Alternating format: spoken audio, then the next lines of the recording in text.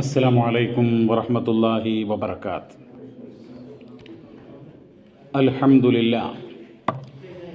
അൽഹംദുലില്ലാഹി റബ്ബിൽ ആലമീൻ.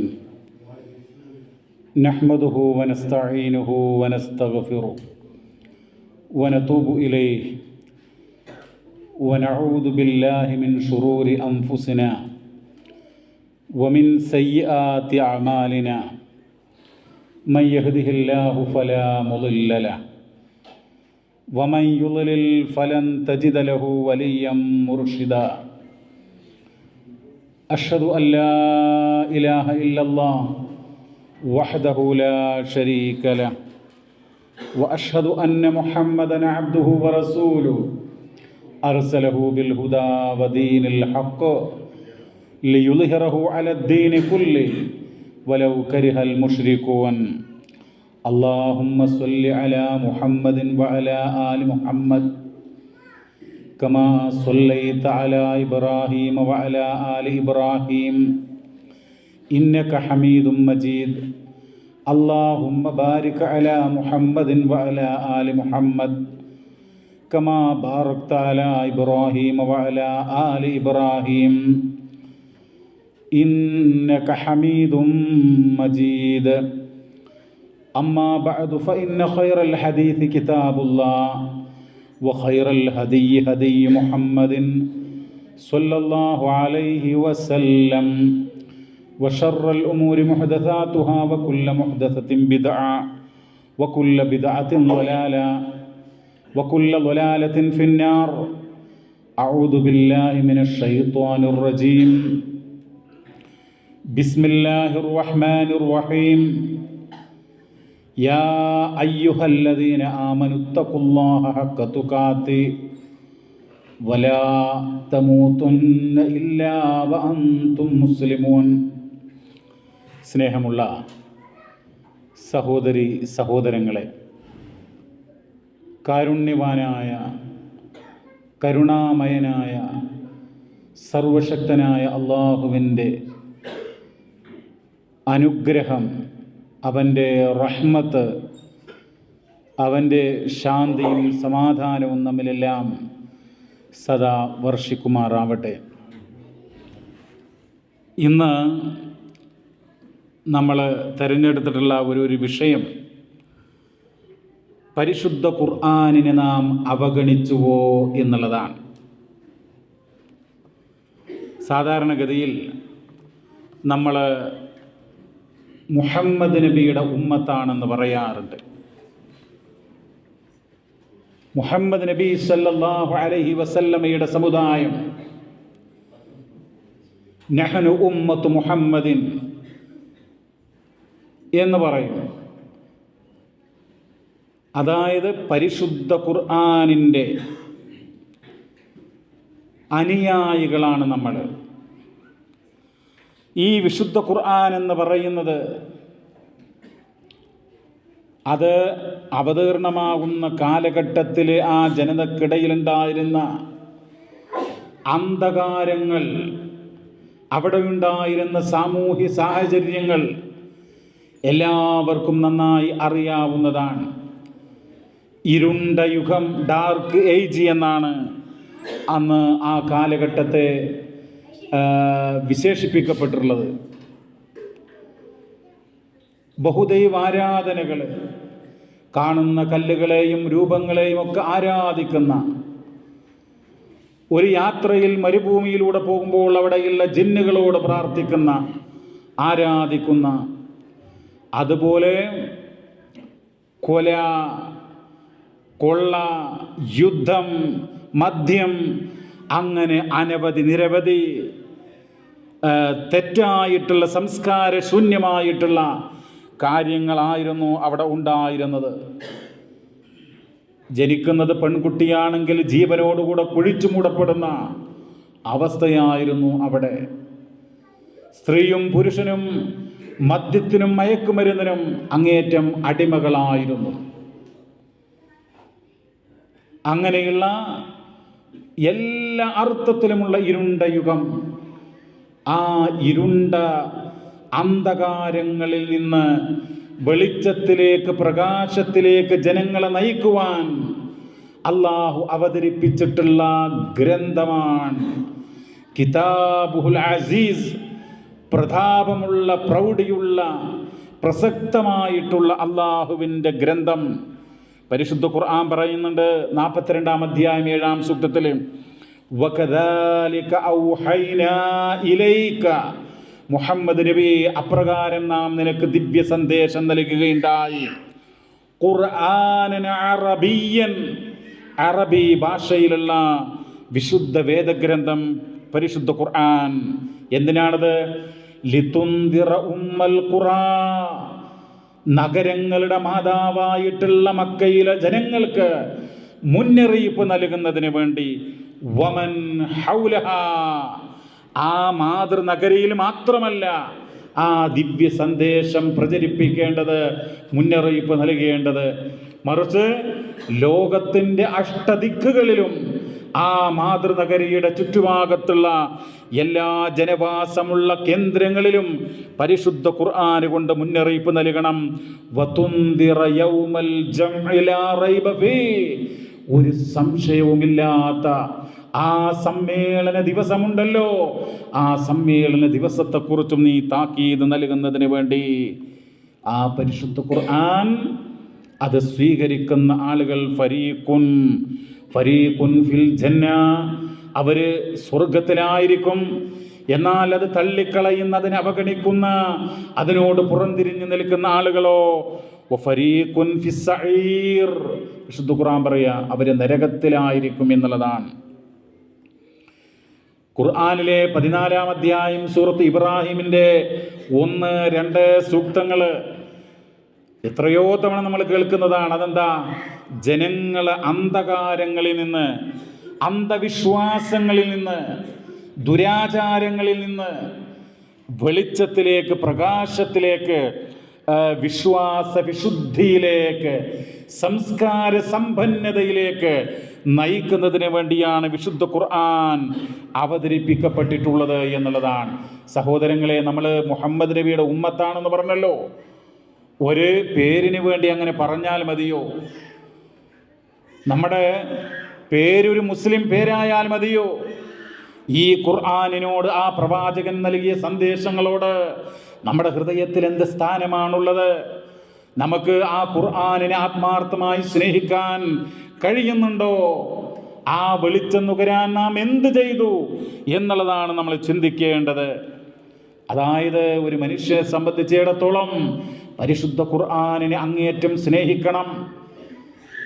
അവൻ്റെ മനസ്സ് ഖുർആനിൻ്റെ ആ സന്ദേശങ്ങൾക്ക് വേണ്ടി, അതിൻ്റെ ഉത്ബോധനങ്ങൾക്ക് വേണ്ടി, അതിൻ്റെ ആ മഹത്തായിട്ടുള്ള ദിവ്യ സന്ദേശങ്ങൾ, അതിനോടുള്ള അവൻ്റെ മനസ്സിൻ്റെ ഒരു താല്പര്യമെന്ന് പറയുന്നത്, ചുട്ടുപൊള്ളുന്ന മരുഭൂമിയിലൂടെ യാത്ര ചെയ്യുന്ന ഒരു മനുഷ്യൻ, ആ മനുഷ്യന് ദാഹിച്ച് വിവശനായിരിക്കുന്ന ഘട്ടത്തിൽ അവന് ഒരല്പം കുടിനീര് കിട്ടാൻ എത്രമാത്രം ദാഹിക്കുന്നുവോ അതുപോലെയായിരിക്കണം ആകാശത്തിന് കീഴേ ഭൂമിക്ക് മീതെയുള്ള ഓരോ മനുഷ്യരും. അവൻ്റെ ആത്മാവിന്, അവൻ്റെ മനസ്സിനകത്ത് ആ ഖുർആനിനോടുള്ള ഒരു ആഗ്രഹം, അതിനോടുള്ള ഒരു താല്പര്യം ഉണ്ടായിരിക്കണം. പ്രാർത്ഥനയിലേക്ക് കാണാം,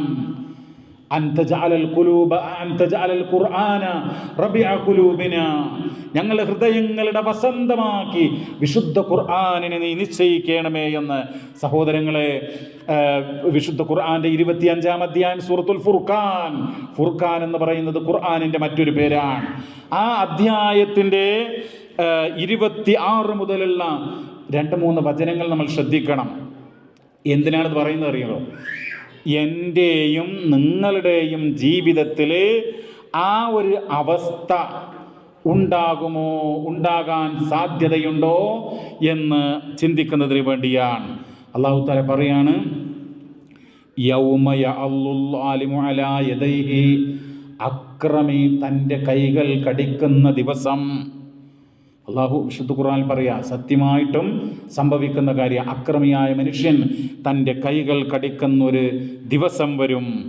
എന്നിട്ടോ യഖൂലു യാ ലൈതനി ഇത്തഖത്തു മഅർ റസൂലി സബീല, അന്നവന് പറയും എൻ്റെ നാശമേ, ഞാൻ അള്ളാഹുവിൻ്റെ റസൂലിൻ്റെ കൂടെ ഒരു മാർഗം സ്വീകരിച്ചിരുന്നുവെങ്കിൽ എത്ര നന്നായിരുന്നു. യാ വൈലത്താ ലൈതനീ ലം അത്തഖിദ് ഫുലാനൻ ഖലീല, ഞാൻ ഇന്ന വ്യക്തിയെ ആത്മാർത്ഥമായിട്ടുള്ള ഒരു ഉറ്റ സ്നേഹിതനായിട്ട് സ്വീകരിച്ചില്ലായിരുന്നുവെങ്കിൽ എത്ര നന്നായിരുന്നു, എൻ്റെ കഷ്ടമേ എന്നാ പറയുന്നത്. എന്നിട്ട് ലഖദ് അളല്ലനി അനി ദിക്രി ബഅദ ഇദ് ജാഅനി, എനിക്ക് ആ ഉത്ബോധനം വന്നതിന് ശേഷമാണല്ലോ അവൻ എന്നെ വഴിപിഴപ്പിച്ചിട്ടുള്ളത്. വകാന ശൈത്വാനു ലിൽ ഇൻസാനി ഖദൂല, പിശാച്ച് മനുഷ്യനെ സംബന്ധിച്ചിടത്തോളം പിശാച്ച് തെറ്റിലേക്ക് നയിച്ച് ക്ഷണിച്ച് ആ തെറ്റിൽ മനുഷ്യൻ ചെന്ന് പതിക്കുമ്പോൾ അവന് കൈയൊഴിയുന്നവനാകുന്നു എന്നാണ്. ഈ ആയത്തുകൾ എന്താ അറിയോ? ഈ ആയത്തുകളുടെ സാരമെന്ന് പറയുന്നത് പരിശുദ്ധ ഖുർആൻ അത് സ്വീകരിച്ചിരുന്നുവെങ്കിൽ എത്ര നന്നായിരുന്നു എന്ന് മനുഷ്യർ വിലപിച്ചുകൊണ്ട് കൈകൾ കടിക്കുന്ന രംഗമുണ്ടാകുമെന്നാണ്. എന്താണ് അവർ ഖുർആനിൽ നിന്ന് അകലാനുള്ള ഒരു കാരണം? ചില കൂട്ടുകാർ, അവരുടെ ഫ്രണ്ട്സ്, ഖലീലൻ എന്നാണ് ഇവിടെ പറഞ്ഞിട്ടുള്ളത്, ആത്മമിത്രങ്ങൾ, അവരുടെ ഉപദേശം കാരണമാണ് ഖുർആൻ ഒഴിവാക്കിയത്.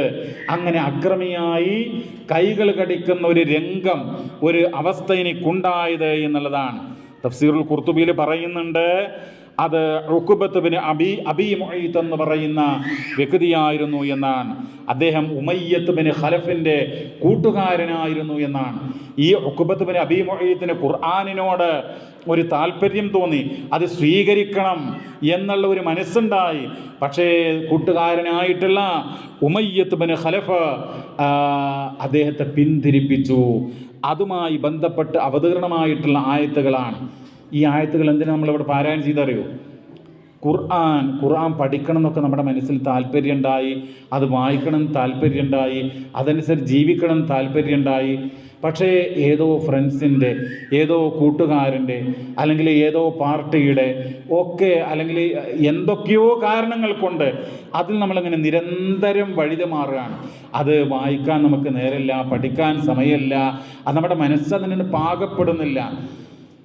അങ്ങനെ വന്നാൽ അക്രമിയായ മനുഷ്യൻ കൈകടിച്ചുകൊണ്ട് വിലപിക്കുന്ന ആ ഒരു രംഗം, അതിന് നമ്മൾ ഭയപ്പെടണം എന്നുള്ളതാണ്. എന്നിട്ട് തുടർന്ന് പറയുന്നത് എന്താണെന്നറിയുള്ളൂ? അള്ളാഹുവിൻ്റെ റസൂൽ സല്ലല്ലാഹു അലൈഹി വസല്ലം നാളെ അള്ളാഹുവിൻ്റെ കോടതിയിൽ സാക്ഷി പറയുന്ന, വഖാല റസൂലു യാ റബ്ബി ഇന്ന ഖൗമി ഇത്തഖദൂ ഹാദൽ ഖുർആന മഹ്ജൂറാ, എൻ്റെ നാഥ, എൻ്റെ സമുദായം അവർ വിശുദ്ധ ഖുർആനിനെ അവഗണിച്ചിരിക്കുന്നു. നമുക്കെതിരായിട്ട് സാക്ഷി പറഞ്ഞേക്കാം എന്നുള്ളതാണ്.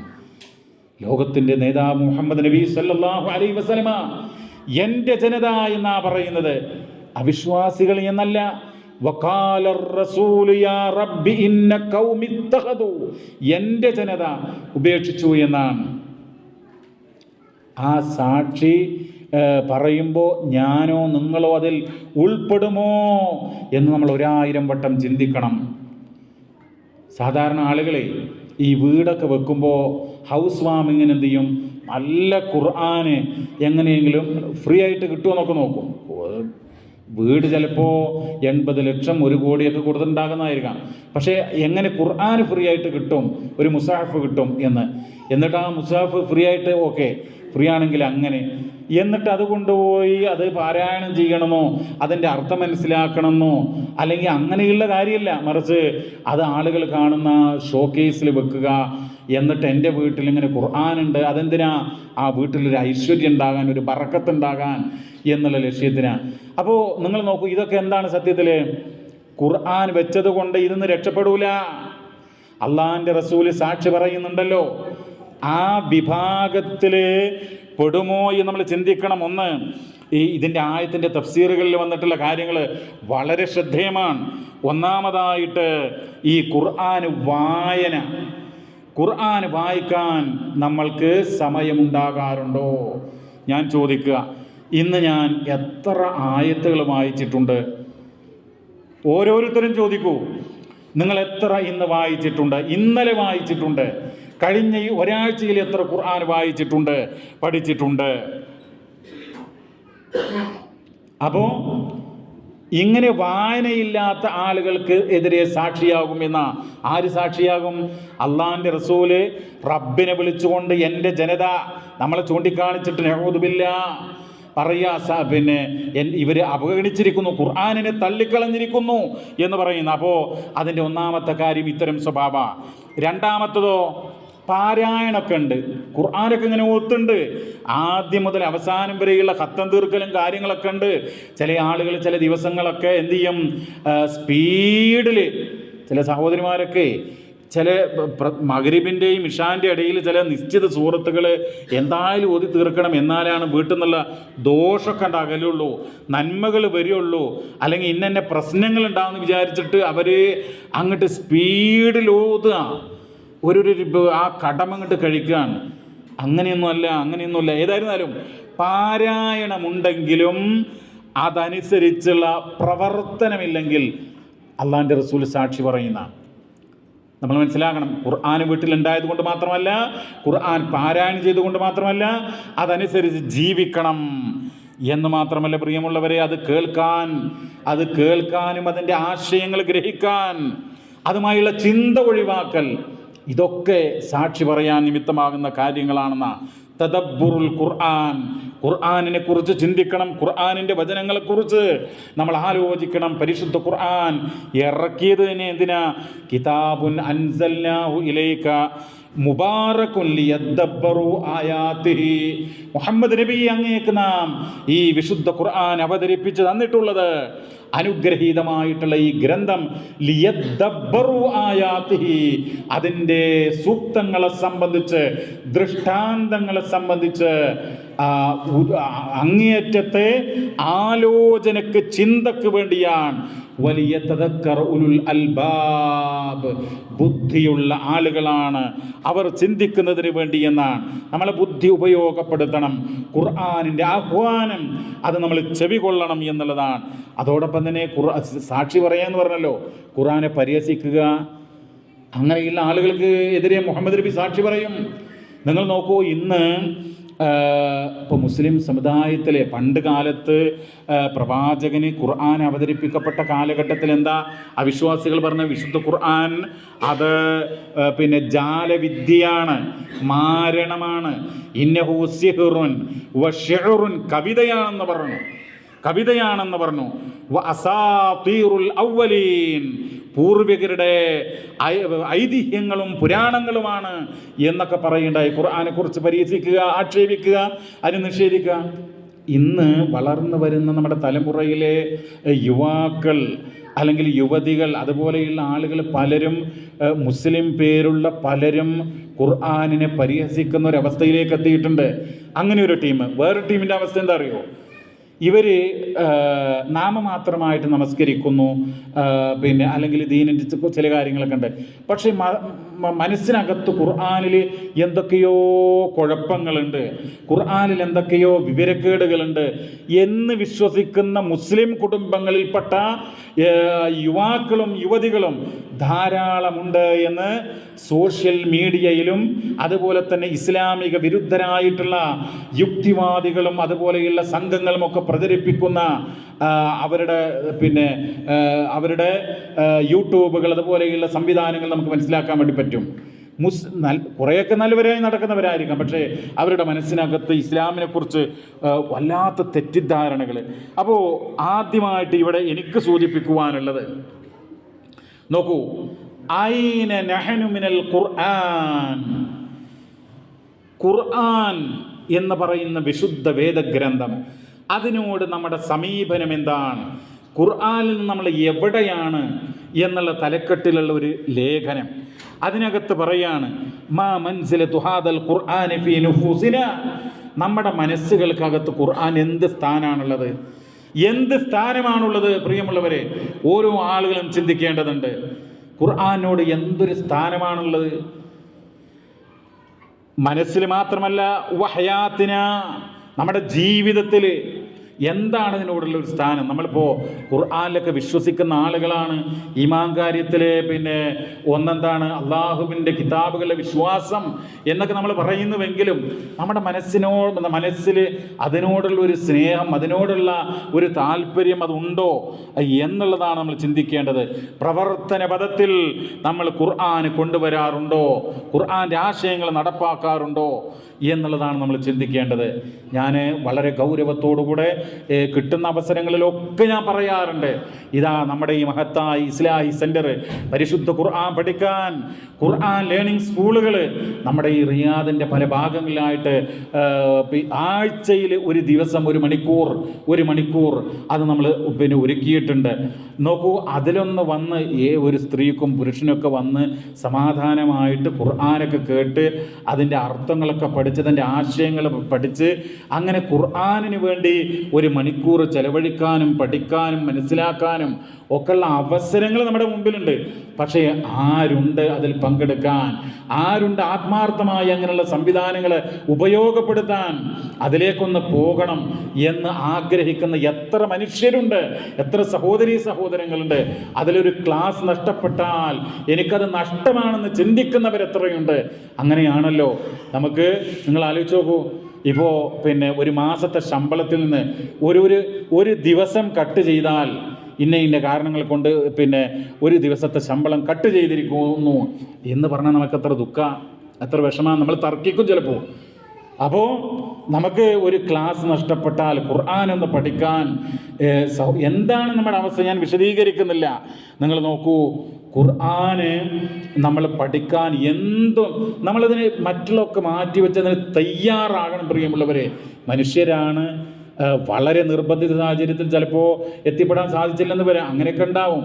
അതല്ല, പക്ഷേ പാടെ ആ രംഗത്തേക്കൊന്ന് തിരിഞ്ഞു നോക്കുക പോലും ചെയ്യാത്ത ഒരു സ്വഭാവം, ഖുർആൻ ലേണിംഗ് ഉണ്ടെന്ന് പറഞ്ഞാൽ വഴിക്കേ വരാത്ത ആ ഒരു സ്വഭാവം ഉണ്ടല്ലോ. ഞാൻ ആരെയും കുറ്റപ്പെടുത്തല്ല, അത് തിരുത്തണം. തിരുത്തിയിട്ടില്ലെങ്കിൽ ആരാണോ തിരുത്താത്തത് അവർക്കാണ് ദോഷം എന്നുള്ളതാണ്. പരിശുദ്ധ ഖുർആനിൽ സൂറത്തുൽ ജുമഅയിൽ ഒരായത്തുണ്ട്. ആ ആയത്തെന്ന് പറയുന്നത് ജൂതന്മാരെ സംബന്ധിച്ചാണ്. മസലുൽ ലദീന ഹുമ്മിലു തൗറാത്ത സുമ്മ ലം യഹ്മിലുഹാ കമസലിൽ ഹിമാരി യഹ്മിലു അസ്ഫാറാ. കഴുതകൾ ഗ്രന്ഥക്കെട്ടുകൾ പേറുന്നത് പോലെ ഗ്രന്ഥം ചുമക്കുന്ന ഒരു ജനത, തൗറാത്ത് ചുമക്കുന്ന ജനത, അവരുടെ ഉപമ അതാണ്.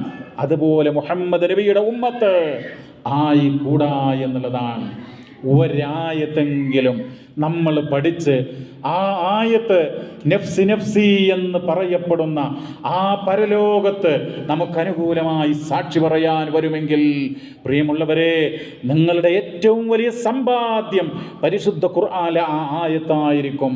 ഓർക്കണം. അതുകൊണ്ട് നമ്മൾ കുടുംബസമേതം ഇങ്ങനെയുള്ള ക്ലാസ്സുകളിൽ വന്ന് ആ ക്ലാസ് ശ്രദ്ധാപൂർവം കേട്ട് ആ സമയത്ത് നമ്മുടെ മനസ്സും ശരീരവുമൊക്കെ അതിനായിട്ട് പാകപ്പെടുത്തി അങ്ങനെ നല്ല മനസ്സോടുകൂടെ അതിനു വേണ്ടി നമ്മൾ തയ്യാറാകുക. നോക്കൂ, ഇതിനു വേണ്ടി സമയം, സന്ദർഭം മാത്രമല്ല, പണം വേണമെങ്കിൽ അതും ചെലവഴിക്കാൻ നമ്മൾ തയ്യാറാവണം. നമ്മുടെയൊക്കെ കൂട്ടത്തിൽ തന്നെ പിന്നെ 1 മണിക്കൂറൊക്കെ യാത്ര ചെയ്തിട്ട് ഇങ്ങനെയുള്ള ക്ലാസ്സിൽ പങ്കെടുക്കുന്ന സഹോദരങ്ങളുണ്ട്. ജോലി കഴിഞ്ഞ് 8-9 മണിക്കൂറൊക്കെ ജോലി കഴിഞ്ഞ് വിശ്രമിക്കാനുള്ള അവസരം മാറ്റിവെച്ചിട്ട് ഇങ്ങനെയുള്ള ക്ലാസ്സിന് വരുന്നവർ, പക്ഷേ ആ ഭാഗത്തേക്ക് തിരിഞ്ഞു നോക്കാത്ത വേറെയും ചിലർ.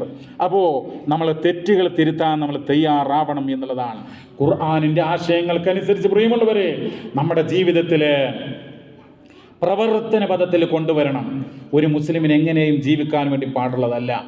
അവൻ്റെ സമ്പത്ത് അത് ഹലാലായിരിക്കണം. ഹറാമ് ഭക്ഷിക്കുന്ന ഒരവസ്ഥ നമ്മുടെ ജീവിതത്തിൽ ഉണ്ടായിക്കൂടാ. അതുപോലെ തന്നെ എന്തെല്ലാം സാമ്പത്തിക രംഗത്ത് എന്തെല്ലാം ക്രമക്കേടുകളാണ്. പലിശ, അഴിമതി, കൈക്കൂലി, അങ്ങനെയുള്ള ഒന്നും തന്നെ പാടുള്ളതല്ല. ഖുർആനിൻ്റെ ആശയങ്ങൾ ഇപ്പം നമ്മുടെയൊക്കെ ജീവിതത്തിൽ ഖുർആൻ്റെ ആശയങ്ങൾ പ്രവർത്തിക്കാൻ എത്രയെത്ര അവസരങ്ങളാണ്. ഇപ്പോൾ ഈ കുടുംബങ്ങളിലൊക്കെ ഉണ്ടല്ലോ, പിതാവ് മരണപ്പെട്ട ആ പിതാവിൻ്റെ സ്വത്ത് അത് ഭാഗം വെക്കുക.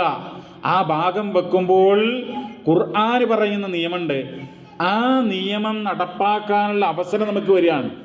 അപ്പോൾ ആളുകൾ എന്ത് ചെയ്യും? അതങ്ങോട്ട് മാറ്റി വെച്ചിട്ട് എന്ത് ചെയ്യും? വേറെ അവർ തൃപ്തിപ്പെട്ടാൽ, പെങ്ങന്മാർ അല്ല ആങ്ങളമാർ തൃപ്തിപ്പെട്ടാൽ, അപ്പോൾ എന്നാൽ അത് വേറെ രൂപത്തിലായിക്കൂടെ? അങ്ങനെ ചിന്തിക്കാൻ നമുക്ക് വകുപ്പില്ല. ഖുർആനിനോടുള്ളൊരു കമ്മിറ്റ്മെൻറ്റ് അത് നമുക്ക് ഉണ്ടാവണം. ഖുർആൻ്റെ നിയമങ്ങൾ നമ്മുടെ അവസരം കിട്ടുന്ന സന്ദർഭത്തിലെല്ലാം അത് നടപ്പാക്കാനുള്ള ഒരു സന്നദ്ധത അത് നമുക്ക് ഉണ്ടാക്കുക തന്നെ വേണം എന്നുള്ളതാണ്. ഖുർആൻ പഠിക്കാനും അത് കേൾക്കാനും, അത് കേൾക്കുകയും പഠിക്കുകയും ചെയ്യുമ്പോൾ മനസ്സിനൊരു സംതൃപ്തി അതും വേണം. ഒരു വെറുപ്പോടുകൂടെ വന്നിട്ട് കാര്യമില്ല. സംതൃപ്തിയോടുകൂടെ എനിക്കിത് ഗുണകരമാണ് എന്നുള്ള ചിന്തയോടുകൂടെ, പ്രാർത്ഥനാ മനസ്സോടുകൂടെ അങ്ങനെയാവണം പ്രിയമുള്ളവരെ. എങ്കിലേ നമുക്കത് വിജയം ഉണ്ടാകുള്ളൂ. നിങ്ങൾ നോക്കൂ, ഞാൻ നേരത്തെ സൂചിപ്പിക്കണ്ടായി, വളർന്നു വരുന്ന തലമുറയിൽ കുറേ ആളുകളുടെ മനസ്സിലെന്താ അറിയോ? നമ്മുടെ പിന്നെ കുടുംബത്തിലോ ചുറ്റുപാടിലൊക്കെ ഉള്ള മക്കളൊക്കെ ആയിരിക്കാം. പക്ഷേ അവരുടെ മനസ്സിനകത്ത് ഖുർആനിൽ എന്തൊക്കെയോ കുഴപ്പമുണ്ട്. ഇസ്ലാം എന്നൊക്കെ പറഞ്ഞാൽ ഒരു വൃത്തികെട്ട മതമാണ് എന്നൊക്കെയുള്ള എന്താ കാരണം? പരിശുദ്ധ ഖുർആനിലെ ആയത്തുകൾ ദുർവ്യാഖ്യാനിച്ചുകൊണ്ട് ഇസ്ലാമിനെ നിരന്തരം ആക്ഷേപിക്കുന്ന, പരിഹസിക്കുന്ന, അപമതിക്കുന്ന, അതിനെ വൃത്തികെട്ട രൂപത്തിൽ പ്രചരിപ്പിക്കുന്ന ഒരുപാട് ആളുകൾ. നിങ്ങൾക്കറിയോ, ഒരു ജബ്ബാർ മാഷ് എന്ന് പറയുന്ന വ്യക്തി, അദ്ദേഹം ഖുർആൻ ക്ലാസ് നടത്തുകയാണ്. എന്തിനാ ഖുർആൻ ക്ലാസ് നടത്തുന്നത്?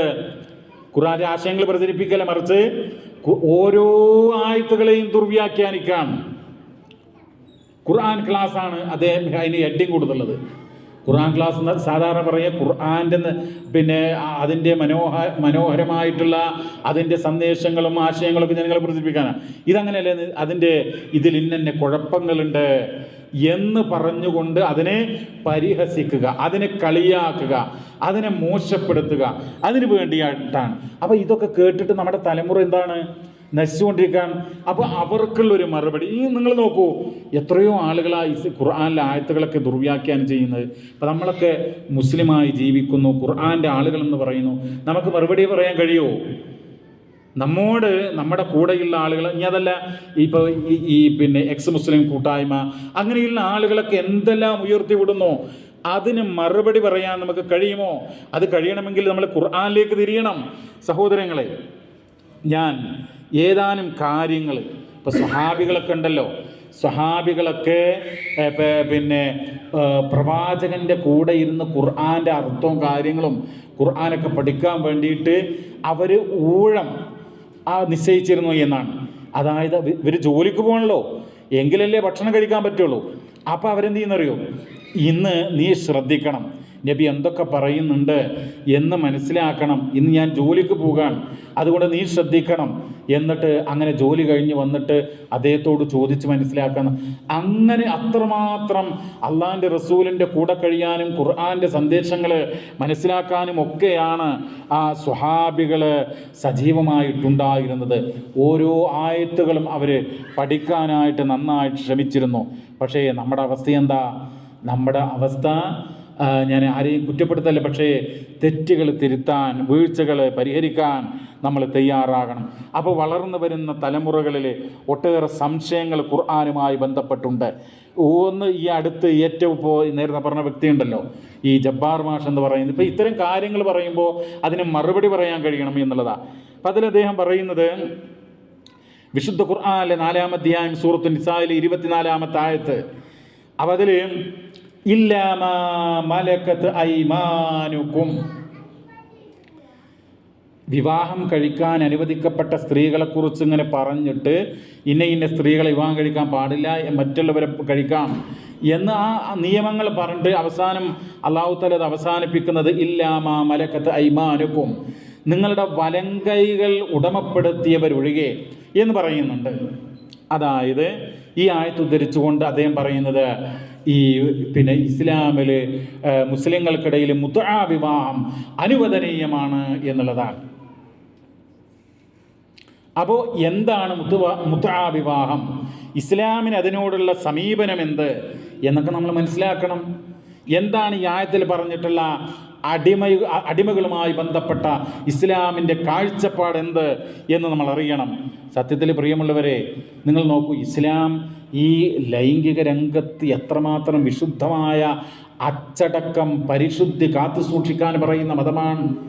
അള്ളാഹിൻ്റെ റസൂല് പറഞ്ഞു, മനുഷ്യരിൽ ചിലർ കണ്ണുകൾ കൊണ്ട് വ്യഭിചരിക്കുന്നു, കാലുകൾ കൊണ്ട് വ്യഭിചരിക്കുന്നു, കൈകൾ കൊണ്ട് വ്യഭിചരിക്കുന്നു എന്നൊക്കെ അത്രമാത്രം ഗൗരവമായിട്ട് പറഞ്ഞിട്ടുള്ള ഒരു മതത്തെക്കുറിച്ച് ഒരു വിമർശകൻ പറയുകയാണെന്ത്, ഇസ്ലാമിൽ മുത്അ വിവാഹം ആയത്തോതിക്കൊണ്ടാണ് പറയുന്നത്.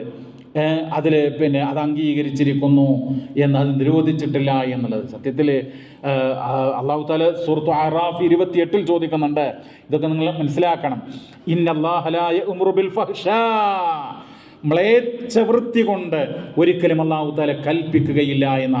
ഖുൽ ഇന്നല്ലാഹ ലാ യഅ്മുറു ബിൽ ഫഹ്ശാ, അങ്ങനെ അരാജകത്വം നിറഞ്ഞ വൈകൃതങ്ങൾ ഒരിക്കലും അല്ലാഹു തആല കൽപ്പിക്കുകയില്ല എന്ന് വിശുദ്ധ ഖുർആൻ സൂറത്തുൽ അഹ്റാഫ് 28 പറയുകയാണ്. മഹാനായ നബി സല്ലല്ലാഹു അലൈഹി വസല്ലമ മുത്അ വിവാഹം എന്ന് പറഞ്ഞാൽ, അതായത് അവധി വെച്ചുകൊണ്ട് കല്യാണം കഴിക്കുന്ന, ഒരാഴ്ചക്കോ 2 ആഴ്ചക്കോ 1 മാസത്തിനോ അല്ലെങ്കിൽ അങ്ങനെ ഒരു അവധി വെച്ചുകൊണ്ട് കല്യാണം കഴിക്കുന്ന ഏർപ്പാട്, അത് കഴിഞ്ഞാൽ പിന്നെ ഭാര്യയും ഭർത്താവും അല്ലാതായി മാറി. ആ ഒരു സമ്പ്രദായം അള്ളാഹുവിൻ്റെ റസൂല് അത് നിരോധിച്ചു. സഹീഹുൽ ബുഖാരിയുടെ 5115, സഹീഹ് മുസ്ലിമിൻ്റെ 1407 നമുക്ക് കാണാം. അനിബ്നു അബ്ബാസ് റളിയല്ലാഹു അൻഹുമാ ഖാൽ ഇന്നൻ നബിയ്യ സ്വല്ലല്ലാഹു അലൈഹി വസല്ലം നഹാ അനിൽ മുത്അ, അള്ളാഹുവിൻ്റെ റസൂൽ നിശ്ചയം മുത്അ വിവാഹം വിരോധിച്ചിരിക്കുന്നു. അപ്പോൾ ആയത്തിൽ തന്നെ മറുപടിയുണ്ട്. എന്താ ആയത്തിൽ മറുപടി? അത് അറാഫ് 28 നമ്മൾ പറയണ്ടായി. അള്ളാഹു ഇങ്ങനെയുള്ള വൈകൃതങ്ങൾ ഒരിക്കലും അതുകൊണ്ട് കൽപ്പിക്കുകയില്ല എന്നുള്ളതാണ്. പ്രവാചകനത് നിരോധിച്ചു എന്ന് സഹീഹുൽ ബുഖാരിയിൽ, മുസ്ലിമിൽ ഒക്കെ ഉണ്ട്. ഇനിയോ ഈ അടിമകളെ ഇത്തരം കാര്യങ്ങൾക്ക് ഉപയോഗപ്പെടുത്താം എന്ന് പറഞ്ഞുകൊണ്ട് ഇസ്ലാമിനങ്ങോട്ട് ചെളിവാരി എറിയുകയാണ്. സത്യത്തിൽ എന്താണ് നമ്മൾ മനസ്സിലാക്കണം പ്രിയമുള്ളവരെ? അടിമകളുമായി ബന്ധപ്പെട്ട ഇസ്ലാമിൻ്റെ കാഴ്ചപ്പാട് എന്താ? ഇസ്ലാം കൊണ്ടുവന്ന ഒരു സമ്പ്രദായമാണ് ഈ അടിമ സമ്പ്രദായം? ഒരിക്കലുമല്ല. റോമിലുണ്ടായിരുന്നു. ലോകത്തിൻ്റെ പല പ്രദേശങ്ങളിലും ആ സംവിധാനം ഉണ്ടായിരുന്നു. ജാഹിലിയ്യത്തിലും ഈ അടിമ സമ്പ്രദായം ഉണ്ടായിരുന്നു. ഇസ്ലാം വന്നപ്പോൾ അടിമകളെ മോചിപ്പിക്കാൻ വേണ്ടിയിട്ട് ഒരുപാട് കാര്യങ്ങൾ നിശ്ചയിച്ചു. എങ്ങനെയാണ് അടിമകൾ ഉണ്ടാകുന്നത്? അനന്തരാവകാശ നിമിത്തം അടിമകൾ ലഭിച്ചിരുന്നു. വാപ്പ മരിച്ചാൽ ആ വാപ്പാക്കുള്ള അടിമകൾ മക്കൾക്ക് കിട്ടുമായിരുന്നു. അതുപോലെ യുദ്ധമുഖേന യുദ്ധത്തടവുകാരായിട്ട് പിടിക്കപ്പെടുന്നവർ അടിമകളായി മാറുന്നു. മാർക്കറ്റിൽ നിന്ന് അടിമകളെ വാങ്ങാൻ സാധിക്കുമായിരുന്നു. അങ്ങനെയൊക്കെയാണ് അടിമകൾ ഉണ്ടാകുന്നത്. പക്ഷേ ആ അടിമകൾക്ക് മോചനം നൽകാൻ ഇസ്ലാം പറയുകയുണ്ടായി. ഫലഖ്തഹമൽ അഖബ വമാ അദ്റാകമൽ അഖബ ഫക്കു റഖബ, ആ ഉയർന്നു നിൽക്കുന്ന പർവ്വത ശിഖരം നിങ്ങൾ താണ്ടിക്കടന്നില്ല. എന്താണ് ആ ഉയർന്നു നിൽക്കുന്ന മരനിരകൾ എന്ന് അല്ലാഹു തആല ചോദിക്കുകയാണ്. അതിന് മറുപടി അല്ലാഹു പറയാൻ, ഫക്കു റഖബ, അടിമകളെ മോചിപ്പിക്കലാണ്. അടിമകളെ മോചിപ്പിക്കാൻ ഇസ്ലാം പറഞ്ഞു. എന്തല്ല ഇസ്ലാം നിങ്ങൾ നോക്കൂ. ഓരോ മനുഷ്യരോടും, ഓരോ വ്യക്തികളോടും, ഓരോ ജീവജാലങ്ങളോടും എത്ര സ്നേഹത്തോടുകൂടെ, കാരുണ്യത്തോടുകൂടെ ആണത് സംസാരിക്കുന്നത്. എന്നിട്ട് അങ്ങനെയുള്ള ഇസ്ലാമിനെയാണ് അവർ ആക്ഷേപിക്കുന്നതും കളിയാക്കുന്നതും പരിഹസിക്കുന്നതും. അപ്പം നമ്മൾ മനസ്സിലാക്കുക, അടിമ മോചനത്തിന് വേണ്ടി ഇസ്ലാം ശക്തമായ നിലപാടെടുത്തു. അടിമയെ മോചിപ്പിക്കുന്നതിൻ്റെ പ്രതിഫലം അള്ളാഹുവിൻ്റെ റസൂല് നിരന്തരം ജനങ്ങൾക്ക് പറഞ്ഞു കൊടുത്തു. ഇനി നിങ്ങൾ നോക്കൂ, ഇപ്പോൾ കാശ് കൊടുത്ത് അടിമകളെ വാങ്ങിയിട്ടുള്ള ആളുകളുണ്ടാകും. അവരെ ഒഴിവാക്കിയാൽ സാമ്പത്തിക നഷ്ടമുണ്ടാകും. പക്ഷേ അവർക്ക് സ്വർഗമുണ്ട് എന്ന് പ്രവാചകൻ പഠിപ്പിച്ചു. എന്നിട്ടോ ഇനി അങ്ങനെ അടിമകളെ മോചിപ്പിക്കാൻ കഴിയാത്തവർ, അവർക്ക് മുക്കാത്തബത്ത് എന്ന് പറഞ്ഞ ഒരു വ്യവസ്ഥ ഉണ്ട്. അതായത് യജമാനനും അടിമകളും തമ്മിൽ ഒരു കരാറിൽ ഏർപ്പെടുക. അതായത് ഇദ്ദേഹത്തിൻ്റെ കീഴിൽ തന്നെ ഇങ്ങനെ അധ്വാനിച്ച് അടിമയായി ജീവിക്കണമെന്നില്ല. അദ്ദേഹത്തിന് ഒരു കരാറിലൂടെ പുറത്ത് അദ്ദേഹം ഇഷ്ടമുള്ള സ്ഥലത്ത് പോയി ജോലി ചെയ്ത് ജീവിക്കാനുള്ള സംവിധാനം, അതാണ് മുക്കാത്തബത്ത്. സൂറത്തു നൂറിൽ അതുമായി ബന്ധപ്പെട്ട വിശദീകരണങ്ങൾ നമുക്ക് കാണാനായിട്ട് കഴിയും. യുദ്ധരംഗത്ത് നിന്ന് പിടിക്കപ്പെടുന്നവരുണ്ടല്ലോ, അതായത് മുസ്ലിങ്ങളുടെ അവരെ വധിക്കാൻ വേണ്ടി വന്നവരാണ് യുദ്ധഭൂമിയിലേക്ക്. അവിടെ തടവുകാരായിട്ട് പിടിക്കപ്പെടുന്ന ആളുകളാണ് അടിമകളെന്ന് പറയുന്നത്. ആ അടിമകൾ അവരെക്കുറിച്ചുള്ള ഇസ്ലാമിൻ്റെ കാഴ്ചപ്പാടെന്താ പറയുക? വിമർശകർ പറയുന്നത് ആ പിടിക്കപ്പെട്ട ഉടനെ അവരുടെ മേൽ ചാടി വീഴണമെന്ന്. നഊദുബില്ല. നിങ്ങൾ നോക്കൂ, ഹദീസിൽ കാണാം, ഇങ്ങനെ പിടിക്കപ്പെടുന്ന സ്ത്രീകളുണ്ടല്ലോ, അവരെന്ത് ചെയ്യണം? നേതാവാണ് സത്യത്തിൽ ഈ പട്ടാളത്തിലുള്ള ഓരോ ആളുകൾക്കും അടിമകളെ വീതം ചെയ്യുന്നത്. അവർക്ക് തിരഞ്ഞെടുക്കാനുള്ള അവകാശമില്ല എന്ന് മാത്രമല്ല, സ്ത്രീകൾ അടിമകളായിട്ട് ബന്ധനസ്ഥരായിട്ട് പിടിക്കപ്പെടുന്ന സ്ത്രീകളാണെങ്കിൽ അവരെന്ത് ചെയ്യണം? അവരെ ഇങ്ങനെ വീതിച്ച് നൽകുമ്പോൾ അവർക്കുള്ള ഭക്ഷണം, താമസം, സംരക്ഷണം ഇതൊക്കെ നൽകാനാ യജമാനൻ ബാധ്യസ്ഥന എന്ന് മാത്രമല്ല, അവരെ ഒരാർത്തവ കാലം കഴിഞ്ഞ് ശുദ്ധിയായിട്ട് മാത്രമാണ് അവരുമായിട്ട് ഇടപഴകാനുള്ള അവസരം ഇസ്ലാം അനുവദിക്കുന്നത്. അങ്ങനെ ഇടപഴകുകയാണ് എങ്കിൽ അവർക്ക് ഒരു ഭാര്യയുടെ പദവി നൽകണമെന്നുള്ളതാണ് ഇസ്ലാമിൻ്റെ കാഴ്ചപ്പാട്.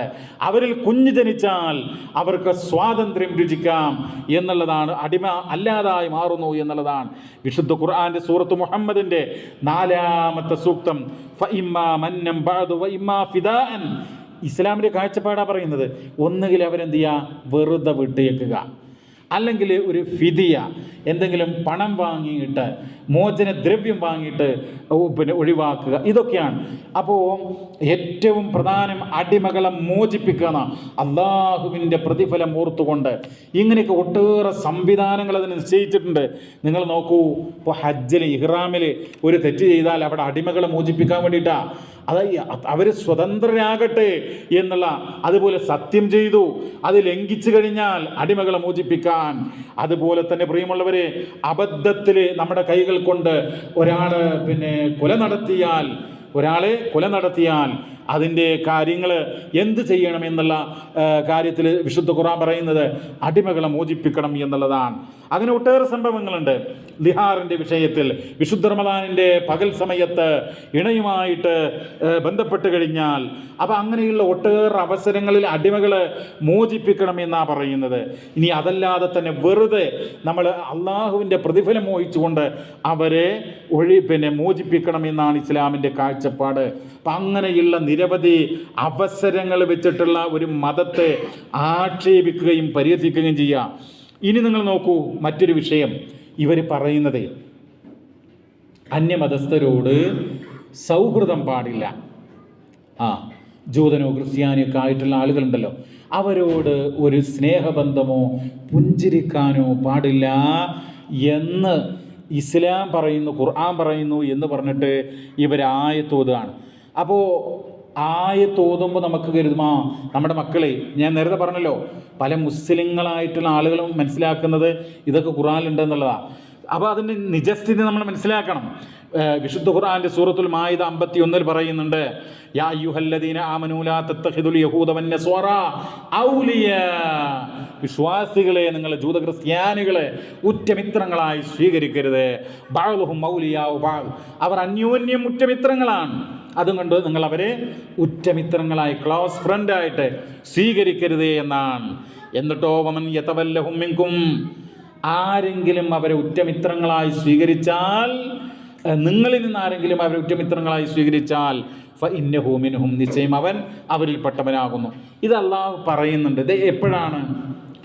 പ്രിയമുള്ളവരെ, നമ്മൾ മനസ്സിലാക്കണം. അതായത് മുസ്ലിങ്ങളോട് യുദ്ധം ചെയ്യുന്ന, യുദ്ധത്തിൻ്റെ സാഹചര്യത്തിൽ, ആ സന്ദർഭത്തിൽ അവരോടൊരു അമിതമായിട്ടുള്ളൊരു ഫ്രണ്ട്ഷിപ്പ് അത് പാടില്ല എന്നാണ് പറയുന്നത്. ഒട്ടും പാടില്ല എന്ന് അങ്ങനെയാണ് ഖുർആൻ പറഞ്ഞത് എന്ന് നിങ്ങൾ സങ്കല്പിച്ച് നോക്കൂ. എങ്കിൽ നബി സല്ലല്ലാഹു അലൈഹി വസല്ലം എത്ര സന്ദർഭത്തിലാണ് അന്യമതസ്ഥരുമായിട്ട് ഇടപഴകിയിട്ടുള്ള എന്തെല്ലാം സംഭവങ്ങൾ നിങ്ങൾ നോക്കൂ. മഹാനായ നബി സല്ലല്ലാഹു അലൈഹി വസല്ലമ ഒരു ജൂതനുമായിട്ട് പണയം വെച്ച സംഭവം സഹീഹുൽ ബുഖാരിയുടെ 2916 കാണാം. അതിൽ പറയാണ് റസൂലുള്ള വഫാത്തായത് അവിടുത്തെ പടയങ്കി ഒരു ജൂതന്റെ അടുക്കൽ പണയം വെച്ചു. എന്തിന്? ബി30 സ്വാഅം മിൻ ഷഈർ, 30 സ്വാഅ് ഷഈർ എന്ന് പറയുന്ന ബാർലി, അതിനു വേണ്ടിയാണ് പണയം വെച്ചത് എന്നുള്ളതാണ്. അപ്പോൾ ജൂത ക്രിസ്ത്യാനികളോട് ഒരു ബന്ധവും പാടില്ല, അല്ലെങ്കിൽ അവരോട് പുഞ്ചിരിക്കാൻ പാടില്ല, അവരോട് മൈത്രി ബന്ധം പാടില്ല എന്ന് ഖുർആൻ പറയുന്നുവെങ്കിൽ നബി എങ്ങനെ ബന്ധം സ്ഥാപിച്ചു? ചോദ്യമാണ്. അപ്പോൾ ആ വാദം തെറ്റാണ് എന്ന് നമുക്ക് മനസ്സിലാക്കാൻ വേണ്ടി പറ്റും. എന്ന് മാത്രമല്ല, നബി സല്ലല്ലാഹു അലൈഹി വസല്ലമ ത്വായിഫിലേക്ക് പോയി. മക്കയിൽ നിന്ന് അവിടെ വിശ്വാസ സ്വാതന്ത്ര്യം ഹനിക്കപ്പെട്ടപ്പോൾ തൻ്റെ അമ്മാവന്മാരോ ബന്ധുക്കളൊക്കെ ത്വായിഫിലുണ്ട്. അങ്ങനെ ത്വായിഫിൽ പോയാൽ അവർ സഹായിക്കും എന്നുള്ള പ്രതീക്ഷയോടുകൂടെ ത്വായിഫിൽ പോയി. എന്തായിരുന്നു അവിടുത്തെ ജനങ്ങളുടെ പ്രതികാരം അറിയാമല്ലോ. അപ്പോൾ സഹോദരങ്ങളെ, അവിടുത്തെ തെരുവ് പിള്ളേർ പ്രവാചകനെ എറിഞ്ഞു. പ്രവാചകന്റെ ശരീരത്തിൽ മുറിവ് പറ്റി. അങ്ങനെ പ്രവാചകൻ ഒരു മനുഷ്യന് ഉള്ള ഒരു അവസ്ഥ നിങ്ങൾ ആലോചിച്ച് നോക്കൂ. സഹായം പ്രതീക്ഷിച്ചു പോയിട്ടുള്ള സ്ഥലത്ത് നിന്ന് ആക്രമണങ്ങൾ നേരിട്ടു. അവിടെ നിന്ന് മലക്ക് വന്ന സംഭവങ്ങളൊക്കെ അറിയാമല്ലോ. മലക്ക് വന്നു, ചോദിച്ചു, ഞാൻ പർവ്വതങ്ങളുടെ ചുമതലയുള്ള മലക്കാണ്. ഈ പർവ്വതങ്ങൾ ആ ജനതയുടെ മേൽ അത് തള്ളിയിട്ടവരെ ശിക്ഷിക്കുവാൻ അള്ളാഹു ആഗ്രഹിക്കുന്നു, അങ്ങൊന്ന് അനുവദിച്ചാൽ മതി എന്നാണ്. പ്രവാചകൻ പറഞ്ഞു, അല്ലാഹുവേ, എൻ്റെ ജനതക്ക് അറിവില്ലാത്തവരാണ്, അവർക്ക് പുറത്തു കൊടുക്ക് എന്നാണ് പ്രവാചകൻ, അവരോട് മാപ്പാക്ക് എന്നാണ് പ്രവാചകൻ പ്രാർത്ഥിച്ചത്, പ്രവാചകൻ പറഞ്ഞത്. അപ്പോൾ നമ്മുടെ വിഷയം എന്ന് പറയുന്നത്, അവിടെ നിന്ന് ഇങ്ങനെ മടങ്ങുമ്പോൾ നബിക്ക് ഒരു സഹായം കിട്ടാത്ത ആ പ്രയാസകരമായ ഘട്ടത്തിൽ പ്രവാചകന് അവിടുത്തെ ഒരു ക്രൈസ്തവനായ, നോക്കൂ, നസ്രാണിയായിട്ടുള്ള ഒരു സഹോദരൻ, അദ്ദേഹത്തിൻ്റെ പേര് അദ്ദാസ് എന്നാണ്. അദ്ദാസ് എന്ന് പറയുന്ന ആ വ്യക്തി, ക്രിസ്ത്യാനിയായിട്ടുള്ള വ്യക്തി, പ്രവാചകൻ, അദ്ദേഹം ഒരു തോട്ടം നോക്കുന്ന ആളായിരുന്നു. മുന്തിരിത്തോട്ടങ്ങൾ, അവിടെ നിന്ന് മുന്തിരിയെടുത്ത് പ്രവാചകന് കഴിക്കാനായി നൽകി. പ്രവാചകനത് വാങ്ങി ഭക്ഷിച്ചു. നിങ്ങൾ നോക്കൂ, പ്രവാചകനെ ആശ്വസിപ്പിച്ചത്, പ്രവാചകന് ഭക്ഷണം നൽകിയത്, പ്രവാചകന് അവിടെ ആ സഹായം നൽകിയത് ക്രൈസ്തവനായിട്ടുള്ള അദ്ദാസ് എന്ന് പറയുന്ന വ്യക്തിയായിരുന്നു. അപ്പോൾ ജൂത ക്രിസ്ത്യാനികളോട് മൈത്രി ബന്ധം പാടില്ല എന്നാണ് ഖുർആന്റെ ആഹ്വാനമെങ്കിൽ പ്രവാചകൻ ഇതെങ്ങനെ സ്വീകരിച്ചു? ഇനി ഹിജ്റയുടെ വേള, മക്കയിൽ നിന്ന് മദീനയിലേക്ക് പോരുമ്പോൾ ആരാണ് വഴി കാണിച്ചത്? അബ്ദുല്ലാഹിബ്നു ദുഗ്ന എന്ന് പറയുന്ന ഒരു അമുസ്ലിമായിട്ടുള്ള വ്യക്തിയായിരുന്നു. മറ്റൊരു ഹദീസിൽ കാണാം, പ്രവാചകനെ സേവനം ചെയ്യാൻ ഒരു ജൂതബാലൻ ഉണ്ടായിരുന്നു എന്നാണ്, നബിക്ക് ഖിദ്മത്ത് ചെയ്യാൻ. അങ്ങനെ ആ കുട്ടി രോഗം ബാധിച്ച് കിടപ്പിലായപ്പോൾ, നമ്മുടെ മുസ്ലിമിലൊക്കെ ഉണ്ട്, റിയാദുസ് സ്വാലിഹീനിലുണ്ട്, പ്രവാചകൻ ആ ബാലനായ ജൂതനായിട്ടുള്ള ആ കുട്ടിയെ സന്ദർശിച്ചു. അദ്ദേഹത്തിൻ്റെ ആ കുട്ടിയുടെ മാതാപിതാക്കൾക്ക് അത്ഭുതം. അബുൽ ഖാസിം നിന്നെ സന്ദർശിക്കാൻ വേണ്ടി വന്നിരിക്കുന്നു, അതുകൊണ്ട് അബുൽ ഖാസിം പറയുന്നു, നീ കേട്ടോ, അനുസരിച്ചോ, അബുൽ ഖാസിം. അങ്ങനെ ആ കുട്ടി ആ സന്ദർഭത്തിൽ മുസ്ലിമായി എന്നുള്ളത്, രോഗിയായി കിടക്കുക.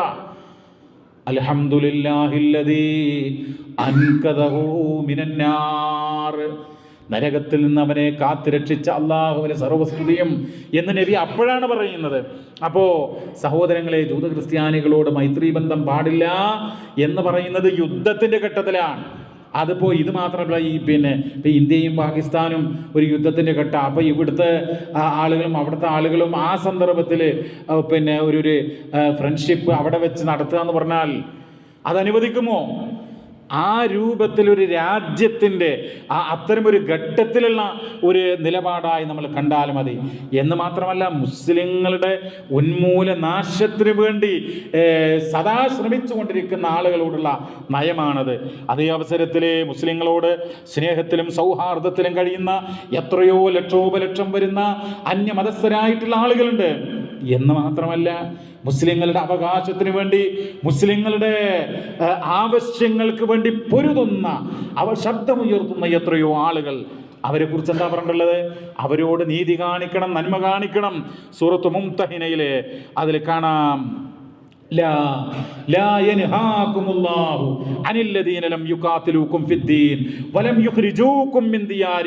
ഇതൊക്കെ നമ്മുടെ തലമുറ മനസ്സിലാക്കുന്ന എന്തറിയോ? ഇസ്ലാമില് പുഞ്ചിരിക്കാൻ പോലും പാടില്ല എന്ന് പറഞ്ഞുകൊണ്ട് മോശപ്പെടുത്തുക. അപ്പോൾ ഇങ്ങനെയൊക്കെ ഇത് ഇസ്ലാമിലുണ്ടെന്ന് അവർ വിചാരിക്കാൻ എത്രയോ ആളുകൾ വിചാരിക്കുന്നു. ഐഷ എന്ന പേരിൽ ഒരു ആള് കമന്റ് എഴുതാണ്, വൃത്തികെട്ട കമന്റുകൾ ഇസ്ലാമിനെ കുറിച്ച്. എന്താ കാരണം? അവർ ധരിച്ചിട്ടുള്ള, അവർ ഖുർആൻ പഠിച്ചിട്ടില്ല.